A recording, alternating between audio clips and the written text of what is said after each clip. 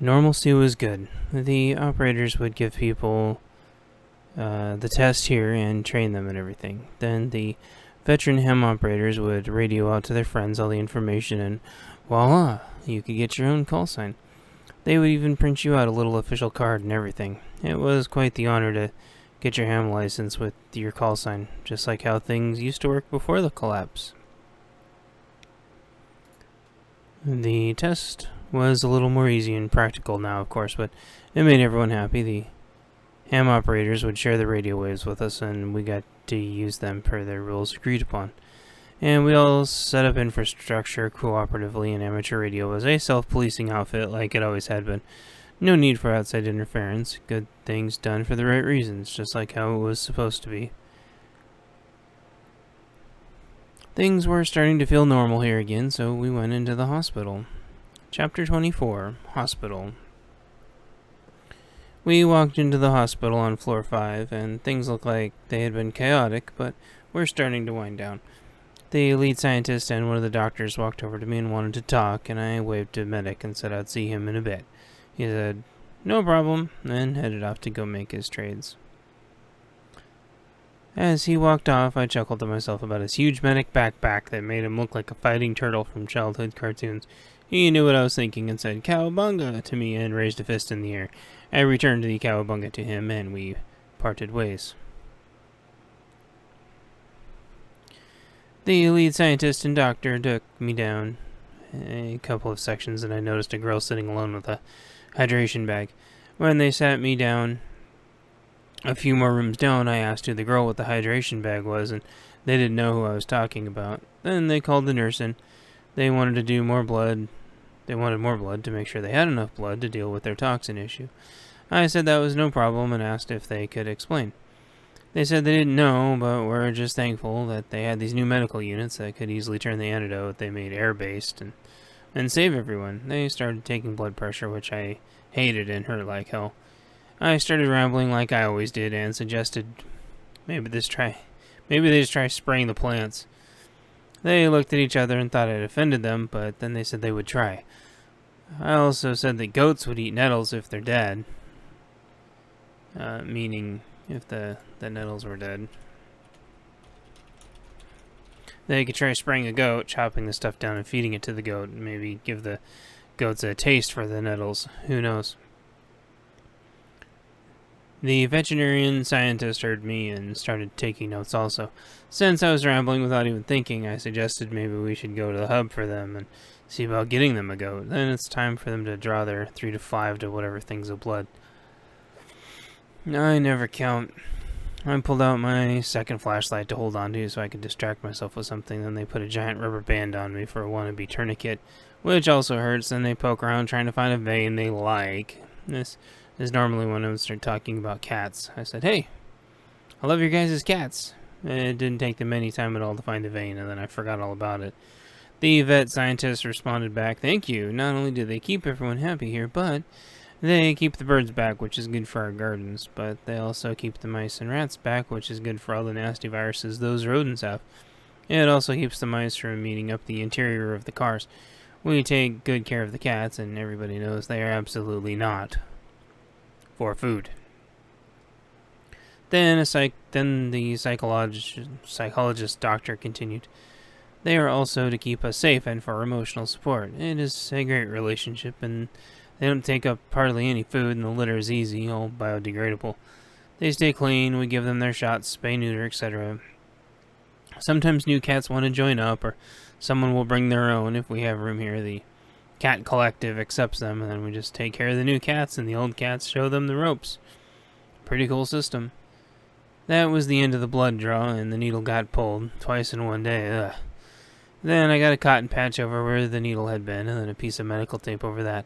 A droning throb began on my arm that I hated so much. I would thankfully forget about it soon enough. I responded about the cat cycle, and that was very cool.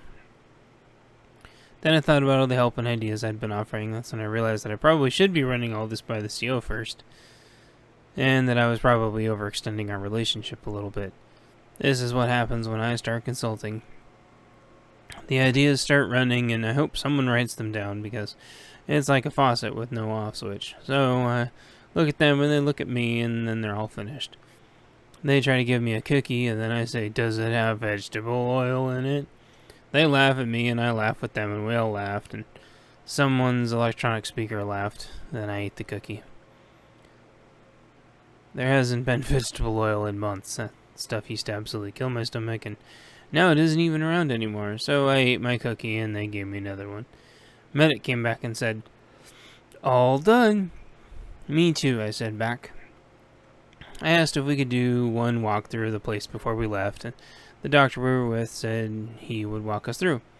Maybe it was the loss of blood, or maybe it was the old world versus the new world, but I started seeing everything in a sort of duality. I saw a child sitting there with a hydration bag, and I'd blink and see someone laying there on their deathbed with a breathing pump and 50 things plugged into them to monitor.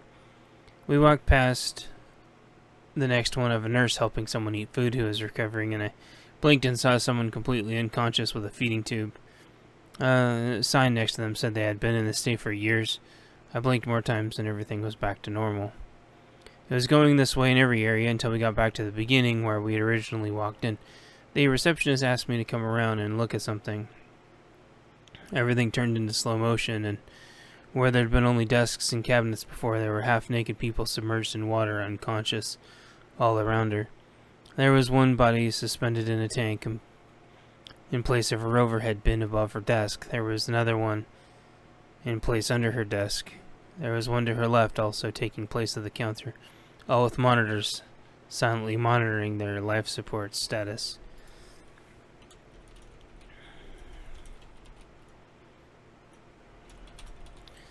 With a green tinge of light. I blinked a few times and it would not go away. She turned to me and she looked old and evil. She had scraggly hair and dark patches under her eyes, asking me if I had a problem. I took a few steps back and the people submerged in the water didn't go away. But they weren't there when I had originally came in. I didn't understand what I was seeing and it wasn't going away. A girl I had walked by when I came in shuffled towards me, connected to her hydration bag, suspended on a metal pole on wheels. I was frozen in place and unable to move.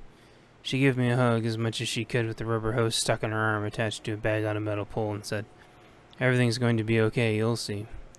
Her strength waning as she held me as tight as she could. I looked up over her head out the window where there should have been a forest and river. There instead was the Pacific Ocean and a ship drifting at sea.